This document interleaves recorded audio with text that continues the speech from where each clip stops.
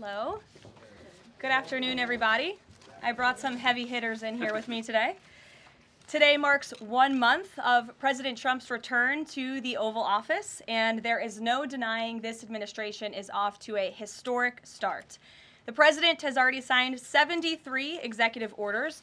That is more than double the number signed by Joe Biden and more than quadruple the number signed by Barack Obama over the same period. These executive orders have ended burdensome regulations, sealed the border, unleashed our domestic energy sector, eliminated divisive DEI from our federal government, stopped the weaponization of government, cut waste, fraud, and abuse, reinstituted America First trade and foreign policies, and ultimately restored common sense. The president also signed the Laken Riley Act into law, which ensures ICE will detain illegal aliens arrested or charged with theft or violence. As of today, the Senate has already confirmed 18 cabinet-level nominees, which is more than at this point under the Obama administration in 2009, and more than double the pace of the Biden administration in 2021. And today, we expect Kash Patel to be confirmed as the next director of the FBI. We are proud to announce that the president will host his first official cabinet meeting here at the White House next Wednesday, February 26th. In just 4 weeks, President Trump has already hosted the leaders of Israel, Japan, Jordan, and India. And next Monday, the president will host France's President Emmanuel Macron. And on Thursday, the UK Prime Minister Keir Starmer will visit the White House as well. As you all know, over the past month, the president has taken questions from the press, all of you, nearly every single day, sometimes on multiple different occasions in the same day, on any topic any of you wish to talk about. President Trump set the tone on this approach immediately when he took more than 12 times the questions in his first few hours in office, as Joe Biden did in his entire first week. Yesterday, we hosted a local media row here at the White House with television and radio stations from across the country that reached up to 60 million viewers and listeners. In our ongoing pursuit of transparency on this 1 month celebration, I am thrilled to bring 3 of my colleagues and our policy experts here at the White House to further recap this incredible first month of accomplishments in greater detail. We have Deputy Chief of Staff for Policy and Homeland Security Advisor Stephen Miller, the Director of the National Economic Council, Kevin Hassett, and our National Security Advisor, Mike Waltz. I will hand it over to them. They will deliver brief remarks on the accomplishments of this administration in the first month, and then we will open it up to Q&A. When we open up the Q&A portion, I do ask, for the sake of efficiency in this room, that you direct your question to the principal you seek an answer from, and I will call on you in this room. But first, I will let them roll through their remarks, and first up, I'll turn it over to Stephen Miller. Thank you. It's great to be back. And I want to just thank you all for joining today, our 1 month celebration of the most historic opening to a presidency in American history. No president comes close to what Donald Trump has achieved over just the last 30 days. He has packed 8 years of transformative action, restoring this nation, restoring our laws, restoring fairness, restoring economic opportunity, restoring national security in just 1 month. No one in this country has ever seen anything like it. And when you look at the consequentiality and the significance and the transformative nature of the actions he's taking, it truly defies description. For example, in just one area, this nation has been plagued and crippled by illegal discrimination, diversity, equity, and inclusion policies. It's strangled our economy, it has undermined public safety, it has made every aspect of life more difficult, more painful, and less safe. He has ended all DEI across the federal government. He has terminated all federal workers involved in promulgating these unlawful policies. He has ended diversity, equity, and inclusion in all federal contracting. He has restored merit as the cornerstone of all federal policy, restored the full, fair, impartial enforcement of our federal civil rights laws for the first time in generations. And he has cracked down on individuals across this government and nonprofits who have engaged in illegal racial discrimination against the American people. This includes making clear to every educational institution in this country that ending diversity, equity, and inclusion, ending unlawful race discrimination is a precondition of receiving federal funds. He has also saved women's sports by ending the participation of men in women's sports. He has ended radical gender ideology across the entire federal government, and he's pressured the private sector to also end and combat radical gender ideology. He's reestablished the scientific and biological truth that there are only two sexes in this country, male and female, that those are biologically based determinations. They are not based and can never be based on gender identity. That includes rooting out of the Department of Defense all DEI policies, all critical race theory, all gender madness, and once again having a military that is focused solely and exclusively on readiness, preparedness, and lethality.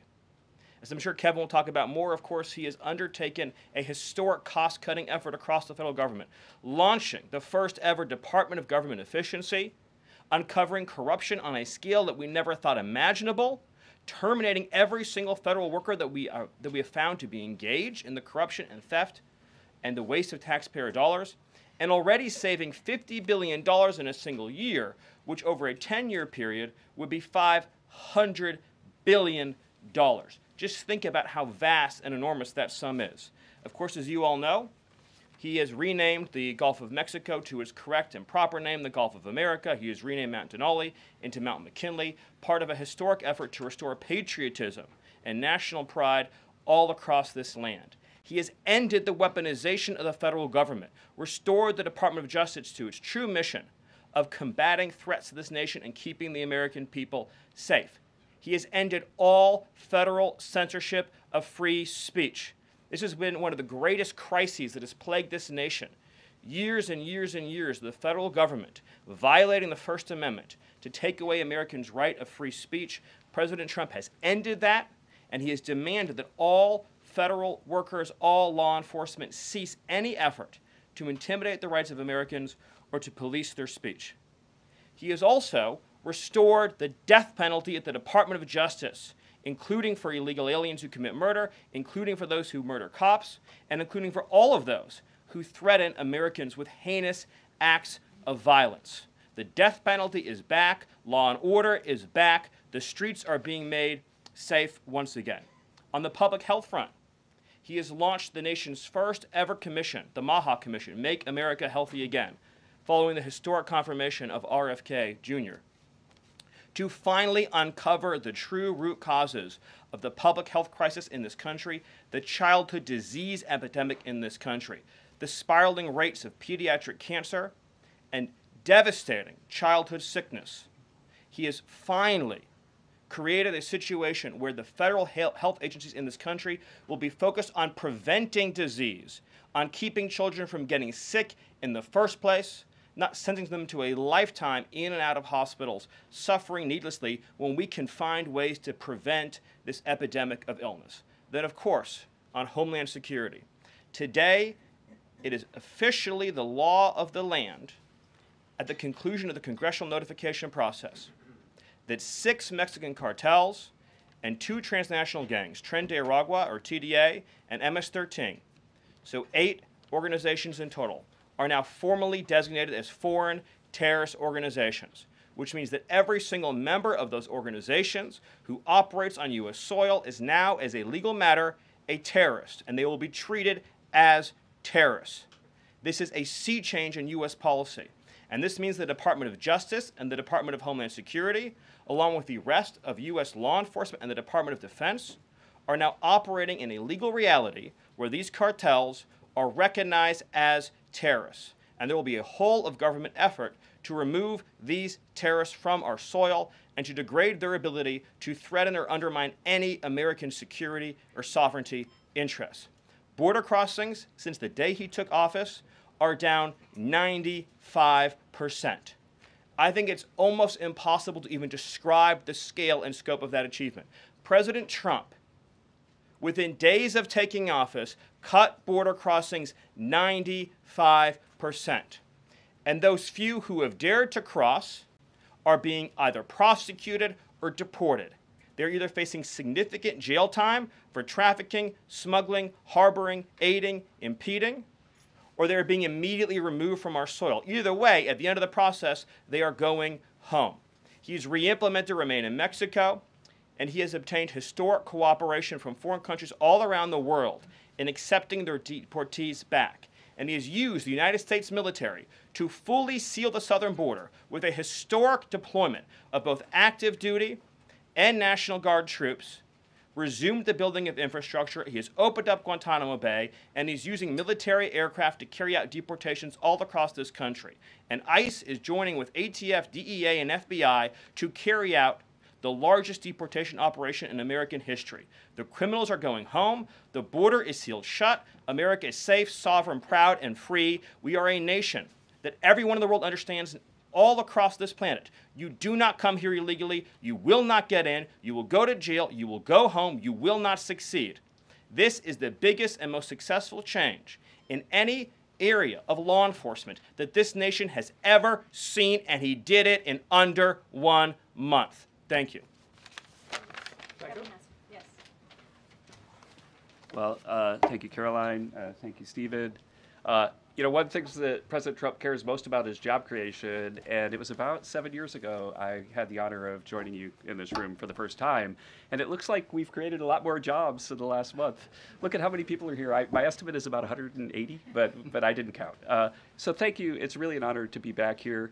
I think that I just want to go over a few things and then hand it off to Mike.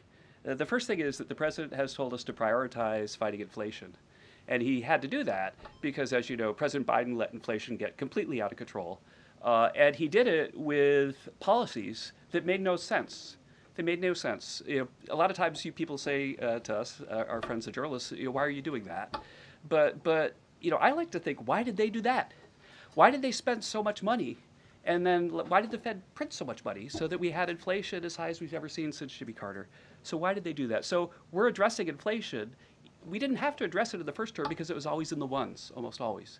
But we're going to get it back there. And how are we doing it? Well, we're doing it with a plan that President Trump and I and others have talked about in the Oval that involves like every level of fighting inflation. First, the macroeconomic level. We're cutting spending. We're cutting spending in negotiations with people on the Hill. We're cutting spending with the advice of our IT consultant, Elon Musk. And then we're also looking into supply side things, like restoring Trump's tax cuts, maybe even expensing new factories so that there's an explosion of supply. If you have an explosion of supply and a reduction in government demand, then inflation goes way down. And then one of the things that you want to say is, well, when are you going to see it? Well, the first thing that you'll see when the markets believe that we're going to get inflation under control is that the 10-year Treasury rate goes down, because that's how they think about future expected inflation. And so we're still going to see some memory of Biden's inflation. It's not going to go away in a month. But the 10-year Treasury before the last consumer price index had dropped about 40 basis points. 40 basis points because markets were optimistic about our ability to fight inflation. 40 basis points is kind of not a fun thing to say. Economists talk that way. I apologize. But the way to think about it is, for a typical mortgage, if that affects the mortgage rate, then it's going to save a typical family buying a house about $1,000 a year. And that's just in our first month. Okay. The second thing we've done is we've had a lot of trade talks. In fact, I was just meeting a minister from Mexico with Howard Lutnick just a couple of hours ago. And we're talking about reciprocal trade, and we're also talking about the fentanyl crisis. And so reciprocal trade is about our government treating other governments the way they treat us. We want trade to be fair. It turns out that Americans have been disadvantaged by foreign governments over and over, and President Trump wants it to stop. And the fact that struck me as most noticeable when I started to look at what President Trump was asking us to do is that last year we have data, U.S. companies paid $370 billion in taxes to foreign governments. $370 billion. Last year, foreign multinationals paid us $57 billion in taxes. We have 1/4 of world GDP. They have 3/4 of world GDP, and we're paying 370, they're paying 57. This is not reciprocal. We're going to try, or we're going to, fix it. The other thing that we've done is we've had an all-of-the-above energy approach that's led by Doug Burgum and Chris and a really large team, EPA. And we've already made so many actions that are going to affect the price of energy and lower inflation. We've opened up 625 million acres to energy exploration. We've cut 50 years of red tape. that makes it so you can't have permits.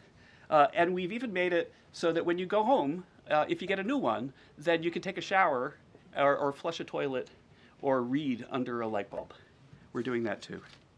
So finally, let's just think about like the facts that we can see right now that we think are awesome. So guess what? Small business optimism has gone up by the most ever since President Trump came in. ISM, which is the measure of what's going on in manufacturing, it's expanding again for the first time in years. CEO confidence is the highest it's been in years. And the reason people are thinking this is that our policies give people cause for optimism. And then I want to reiterate what Stephen Miller said, because it's so important, and it's so important for financial markets to start to digest this, that if, say, the Treasury Secretary or any cabinet secretary with Elon Musk is able to find some savings, say $100 billion, well, in CBO land, that's actually like about 10 times that, or maybe 12 times that, over a 10-year window. And so when you're thinking about the negotiations right now over reconciliation and thinking about, well, 4 trillion, 5 trillion, well, those numbers in terms of the savings are going to end up being small because of all the waste that we're finding. And so we're incredibly optimistic about the future of inflation and the future of our economy, and we're optimistic because we're making so much progress so far, and we already see it in market prices. And with that, I'll hand it off to Mike. All right. Thanks, Gil. Well, good afternoon. What a month, and what a sea change in our foreign policy. In addition to what we're doing on the border and restoring American sovereignty, in addition to what we're doing in our economy and the job creation and the inflation reduction, we are bringing the world back to where it was at the end of President Trump's first term, which is a world of peace, prosperity, and looking forward and getting us out of the chaos that we've just seen over the last 4 years. So over the last month, just to name a few, I had the honor of sitting in the Oval Office as President Trump spoke with President Putin, and then immediately spoke with President Zelensky, and both of them said only President Trump could bring both sides to the table, and only President Trump could stop the horrific fighting that has been going on now for the better part of 4 years,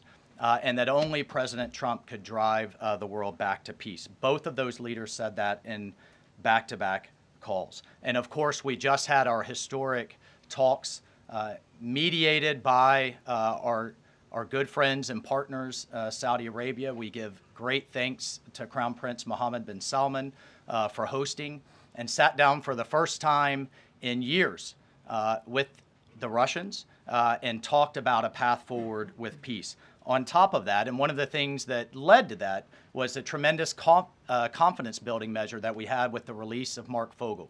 I'll remind everyone, the last time that we had an American released from the Russians, either we gave up a deadly spy, pressured our allies to give up a lethal killer, or we released, under the Biden administration, the world's most notorious arms dealer, Victor Bout, who, by the way, had one of his main clients for arms, the cartels in Mexico and Central America. We gave up none of that.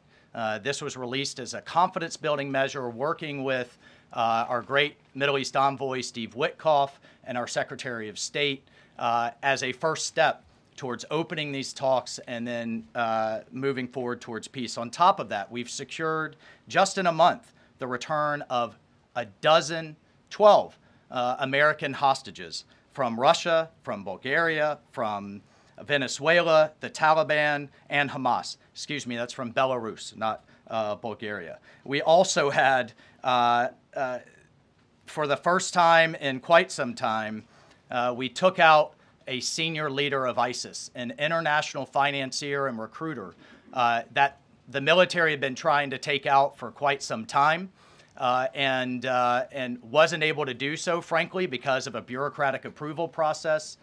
President Trump said, take him out, and that ISIS financier and leader is no longer on this earth. We've also taken action to eliminate other terrorist organizations in the Middle East. we drove before the president was even in office. He started talking consequences for people that would hold Americans. Heretofore, there's been nothing but upside. You take an American, you get some better deal. You take another one, maybe you get a better deal. No more. There is now nothing but downside for taking Americans illegally, either as hostages or illegal detainees. And when President Trump sent a very clear message across the Middle East, but particularly to Hamas, that there would be all hell to pay, we suddenly saw a breakthrough. And now we just saw the release of yet another group of hostages. There have been dozens now, including 2 Americans that we've seen once again reunited with their families. As part of the talks with King Abdullah, he offered, and I think the entire world is graciously accepted, to take 2,000 sick children, cancer patients, and others out of Gaza as a humanitarian gesture. 2,000 Gazans will come out of that hellhole that it is, that wasteland that Gaza is right now, with unexploded ordnance, with debris everywhere, with no sewage, with no water. And President Trump has put forward a plan to deal with the practical reality that is 1.8 million Gazans now truly suffering. And then, just to bring it back to our own hemisphere, we've seen literally in the last month, after years of national security experts, the generals in charge, and others testifying and ringing the alarm bells about the Chinese Communist Party's presence in our own hemisphere, particularly in the Panama Canal. We're seeing the leadership of Panama step away from the Belt and Road program, move away from China and back towards the United States, and even enter into talks and other negotiations about addressing the ports on either side of the canal. And then finally, last but not least, we've had 4 world leaders in the White House, in the Oval Office. We've had the Prime Minister of Japan, the Prime Minister of India, the King of Jordan, and of course the Prime Minister of Israel, just in the last 4 weeks. And next week we'll have the Prime Minister of the United Kingdom, and we'll have the President of France, Macron. So President Trump is on what we call Trump warp speed.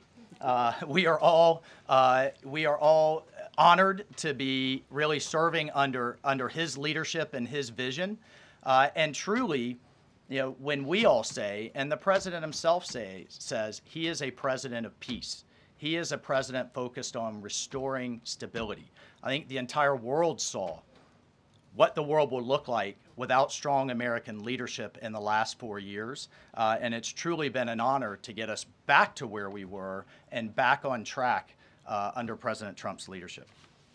Thank you, Mike. Mm-hmm. Thank you. Thank you, everybody. I'm sure you're very eager to ask questions of these very smart people working very hard on behalf of the president. We do have somebody in our new media seat today. We have John Stoll, who is the head of news at X. As you all know, you're all on X. It's home to hundreds of millions of users, a large contingent of independent journalists and news organizations across geographies and political spectrums. And at the same time, X remains the go-to platform for many legacy news outlets. And I know, as I mentioned, many of the reporters in this room use X to attract eyeballs to your work. Prior to joining X, John spent 2 decades in journalism, including several years as an editor at the Wall Street Journal. We are excited to have him in the briefing room today. John, we'll let you kick it off. And as I said at the top, please direct your question to the individual up here who you'd like an answer from. John, why don't you begin? All right, thank you very much. I am sitting in for a thriving ecosystem of journalists, independent and emerging news organizations who do depend on X for publicity, for a business model. And so I look forward to seeing many of them in this seat in months and years to come. I also thank you, Karoline, for opening this seat up to new media. It really is a testament not only to your open-mindedness, but also to innovation, that you'd actually think about, folks that are not traditionally credentialed to be in this room, and not only have a question, but also to witness. This is a very important intersection of power and the free press. Mm-hmm. And so just the ability to witness this and be part of it, it brings everybody's game up. So Thank you for that. I think this is for Mike. My question is about Ukraine. Sure. For about more than 10 years, I've been fascinated, like many, with what's going on. Was in Northern Europe, working out of the Baltics when Crimea was annexed, and was a lot of this came on Twitter. The platform used to be known as Twitter. Was a lot of European leaders would talk about their disappointment and solidarity with Ukraine, but when it came to actually doing something, it felt like they were passing a hot potato and sent it over the Atlantic. I wonder how much of what we're seeing right now out of the administration and President Trump is a call to Europe and the European leaders and the allies that we've traditionally had to pick up that hot potato and start doing something a little bit more concrete to win and preserve the peace in Ukraine. The second question I have is, it's related, is there's been a lot of speculation that President Trump and the administration might be manipulated by Vladimir Putin. I wonder if you can just talk a little bit about the administration's posture and your confidence in the competence of this administration to go toe-to-toe with Vladimir Putin. Well, if there's I'll take the second question first. If there's anybody in this world that can go toe-to-toe with Putin, that could go toe-to-toe with Xi, that could go toe-to-toe with Kim Jong-un, and we could keep going down the list, it's Donald J. Trump. He is the deal maker in chief. There is no question that he is the commander in chief. And I, for one, and I think all Americans and around the world should have no doubt about his ability to not only handle Putin, but to handle the complexity of driving this war to an end. And then on your first piece on Europe, I'll take you back to 2014. You're right, there was a lot of hand-wringing in Europe and not a lot of action. There's also a lot of hand-wringing here in Washington under the Obama administration and not a lot of action. They literally threw blankets at the problem. And so I'll remind everyone that Putin had some type of conflict, invasion, or issue with their neighbor under President Bush with Georgia, under President Obama with Ukraine 2014, not under President Trump 45, and again with President Biden in 2022. The war should have been deterred. The war should have never happened, and I have no doubt it would not have happened under President Trump and will stop under President Trump again.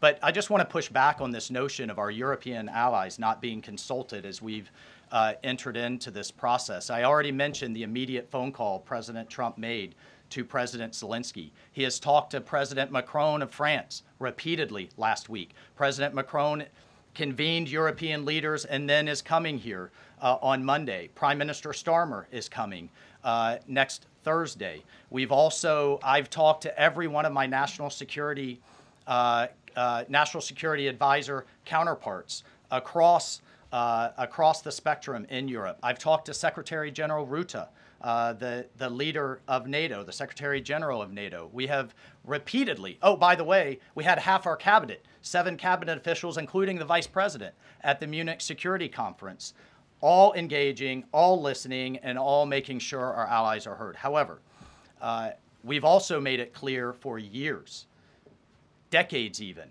that it is unacceptable that the United States and the United States taxpayer continues to bear the burden, not only of the cost of the war in Ukraine, but of the defense of Europe. We fully support our NATO allies. We fully support the Article 5 commitment, but it's time for our European allies to step up. And one of the things that Secretary General Rutte said on our call was, this last couple of weeks have been a real wake-up call. And I asked him, what have you been missing the last couple of years? The fact that we are going to enter into a NATO summit this June with a third of our NATO allies still not meeting the 2% minimum, a commitment they made a decade ago, literally a decade ago, with a war on their doorstep, the largest war that they're all extremely concerned about, but yet it's, well, somebody else needs to pay. We've got other domestic priorities. It's unacceptable. President Trump's made that clear. And the minimum needs to be met. We need to be at 100% in this June at the NATO summit. And then let's talk about exceeding it, which is what President Trump has been talking about with 5% of GDP. Europe needs to step up for their own defense as a partner, and we can be friends and allies and have those tough conversations. Great. Peter. Thank you, Caroline. I have a Ukraine one and a Doge one. Who can talk Doge? Let's Stephen, go ahead. Both, all of us. Well, so Stephen, we're hearing about these Doge dividend checks that would be 20% back to taxpayers, 20% to pay down the debt. 60% is left. Who gets that? Well, the way that it works is when you achieve savings, you can either return it to taxpayers, you can return it to our debtors, or it can be cycled into next year's budget, and then it just lowers the overall baseline for next year. So in other words, you can just transfer it into the next fiscal window and then lower the overall spending level.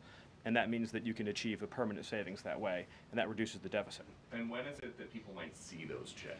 Well, this is all going to be worked on through the reconciliation process with Congress that's going underway right now. As you've seen, the Senate's moving a bill, the House is moving a bill. The President has great confidence in both chambers to deliver on his priorities. I would just take this opportunity to note that President Trump has made a historic commitment to the working class of this country to fight for major tax relief and major price relief. And cutting spending, as Doge is doing, and cutting taxes is the key to delivering on both of those promises, and President Trump is resolutely committed to doing both. Thank you. And on Ukraine, I guess this is for Mike. Sure. After the president's post on Truth Social yesterday, need to know, who does he think is more responsible for the Russian invasion of Ukraine, Putin or Zelensky? Well, look, his goal, Peter, is to bring this war to an end, period. And there has been ongoing fighting on both sides. It is World War I style trench warfare. His frustration with President Zelensky is that you've heard is multifold. One, there needs to be a deep appreciation for what the American people, what the American taxpayer, what President Trump did in his first term, and what we've done since. So some of the rhetoric coming out of Kyiv, frankly, and insults to President Trump were unacceptable, number one. Number two, our own Secretary of Treasury personally made the trip to offer the Ukrainians what can only be described as a historic opportunity. That is for America to co-invest with Ukraine in their minerals, in their resources, to truly grow the pie. So case in point, there's a foundry that processes aluminum in Ukraine. It's been damaged. It's not at its current capacity. If that is restored, it would account for America's entire imports of aluminum for an entire year. That one foundry. There are tremendous resources there. Not only is that long-term security for Ukraine, not only do we help them grow the pie with investments, but we do have an obligation to the American taxpayer in helping them recoup the hundreds of billions that have occurred. So, rather than enter into some constructive conversations about what that deal should be going forward, we got a lot of rhetoric in the media that was incredibly unfortunate. And I could just tell you, Peter, as a veteran, as somebody who's been in combat, this war is horrific. And I think we've lost sight of that, of the literally thousands of people that are dying a day, families that are going without the next generation.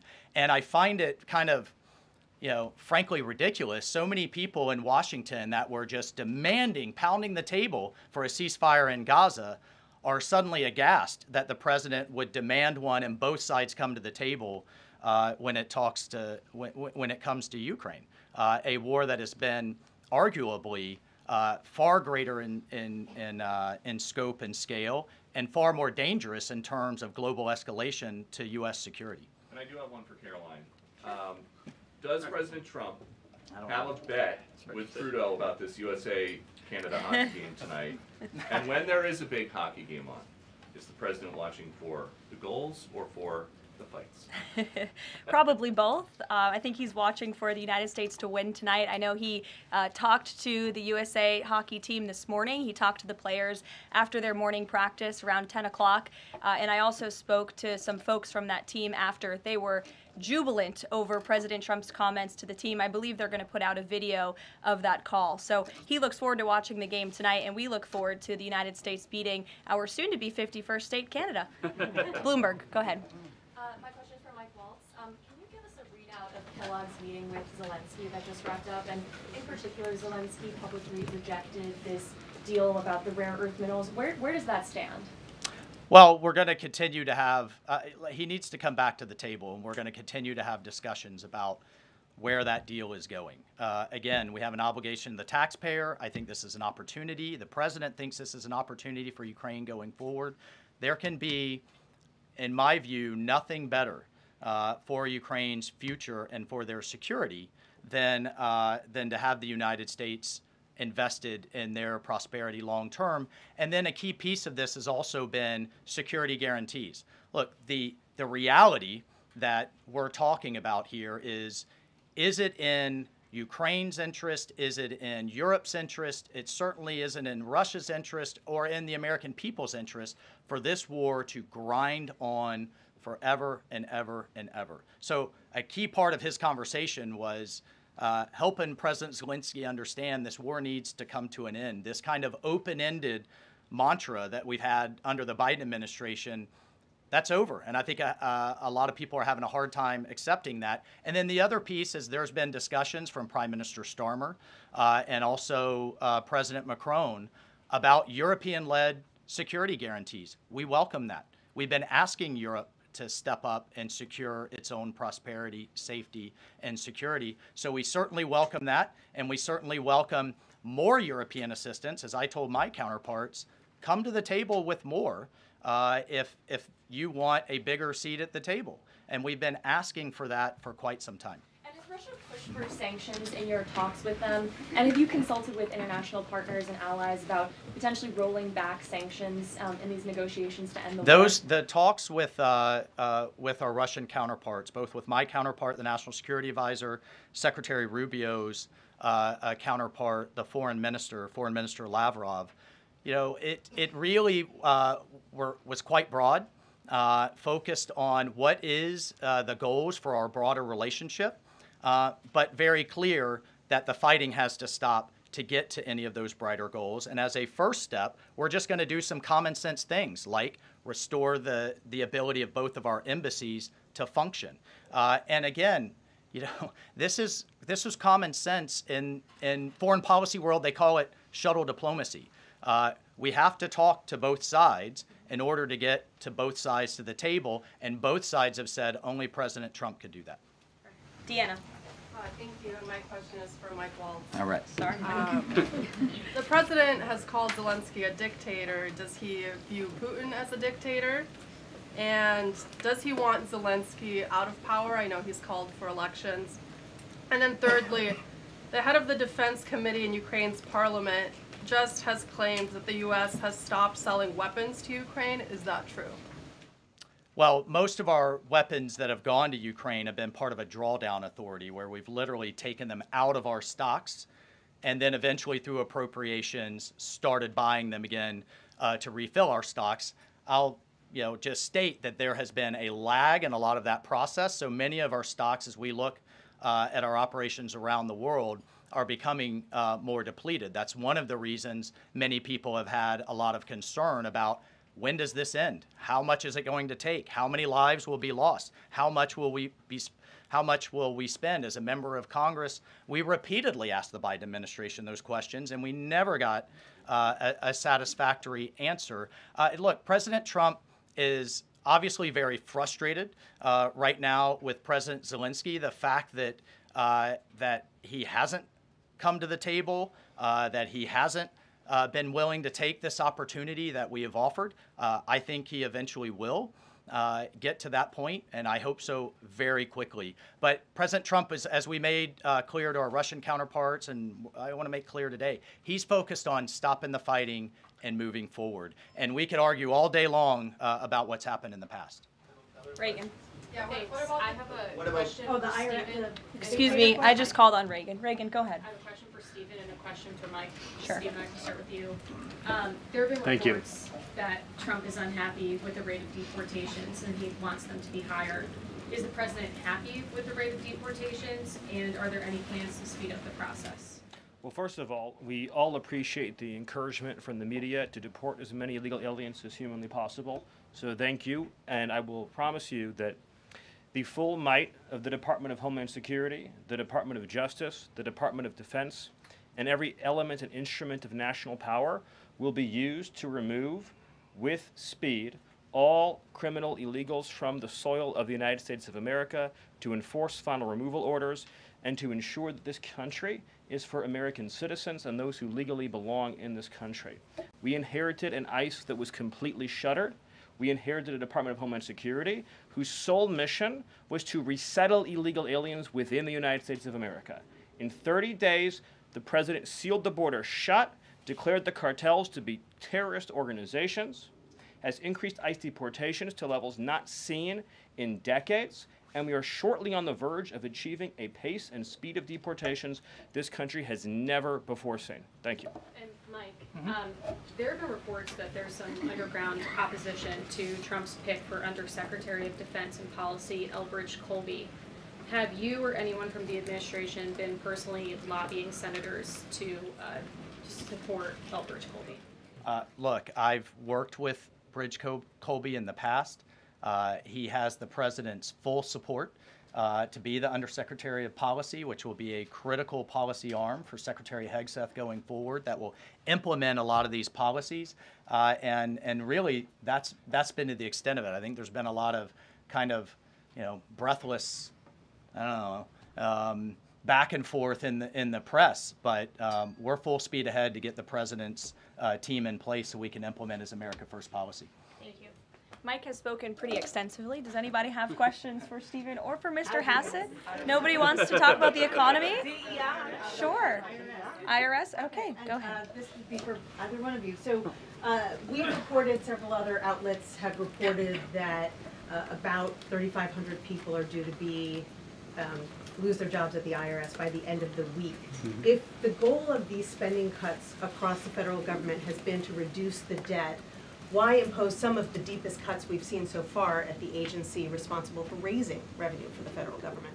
Well, I think our objective is to make sure that the employees that we pay are being productive and effective. And there are many, more than 100,000 people working to collect taxes, and not all of them are fully occupied. And the Treasury Secretary is studying the matter and feels like 3,500 is a small number, and probably can get bigger, especially as we improve the IT at the IRS. And so I think that it's absolutely something that is on the table for good reasons. And the point is that don't just talk about the IRS, talk about all of government. That there are so many places. I live in D.C. You maybe live in D.C. where nobody's going to the buildings. People aren't commuting because nobody's doing their job. We look back and we see that there are all these people doing 2 jobs while they're getting a government payroll on the payroll. So the point is we're fixing that, and the IRS is a small part of that picture. So you're saying that everybody who's being let go was doing a bad job?